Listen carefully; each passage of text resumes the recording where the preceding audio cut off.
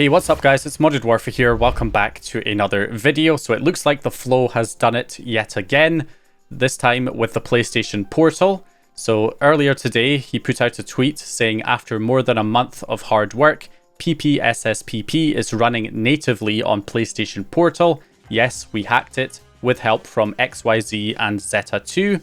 So we now have a jailbreak or a hack for the PlayStation Portal. And he goes on to say that there's no release planned in the near future and there's much more work to be done.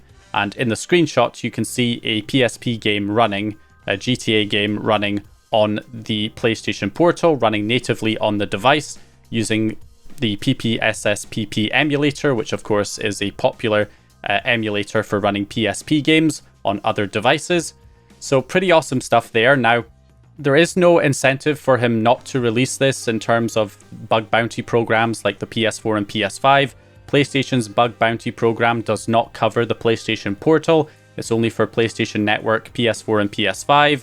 It may come under something like the Android PlayStation app, but that's unlikely.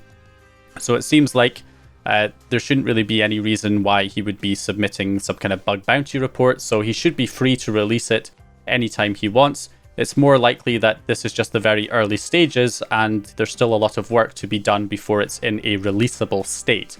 So hopefully we will be seeing this at some point in the future. This will be released. Now, I've not really covered the PlayStation Portal at all on the channel. I tend not to cover portable gaming consoles. It's not really my thing. But also the fact that this device just seemed like a bad value proposition to me. $200 for a glorified streaming device that just does remote play. Not that useful. However, for anybody who did purchase it, at least with this hack, you might be able to actually start running some games natively on it. PS1 games, PSP games, and any older systems. Unfortunately, because it is a streaming device, not a handheld gaming system, then the hardware inside is not really that powerful because it was never designed to run games natively on the device itself. It was always meant to just be used as a streaming device. So your smartphone can probably run emulators better than this can. But given the fact that it has a larger screen and you've got a DualSense controller bolted onto it, it could make a nice little retro gaming device. There's also not much storage space on the device either. According to TheFlow, there's an SD card partition that has about 6 gigabytes of space roughly.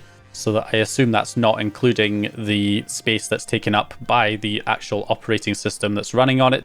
So maybe about an 8 gigabytes storage total with 6 gigabytes roughly of available space. But it could also make a good streaming device, not just for remote play to the PS4 and PS5, but also cloud services like maybe Xbox's Project X Cloud, so that you could actually stream your Xbox games to the device and play them on there as well. And of course, Steam Link for streaming your PC games. That could also be on the table, as well as potentially loading other Android operating systems on it, or perhaps even Linux, like you can do with a jailbroken Nintendo Switch.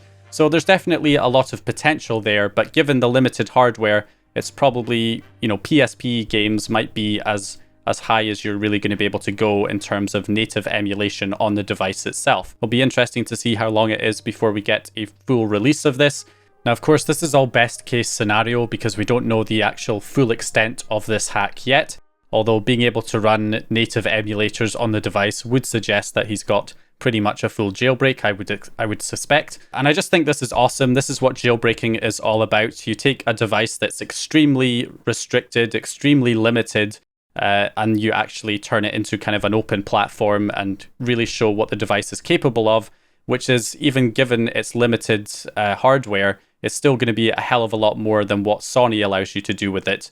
Anyway, hope you guys enjoyed this video or found the information useful. If you did, please leave a like and subscribe. And once again, I'll hopefully see you guys in the next video.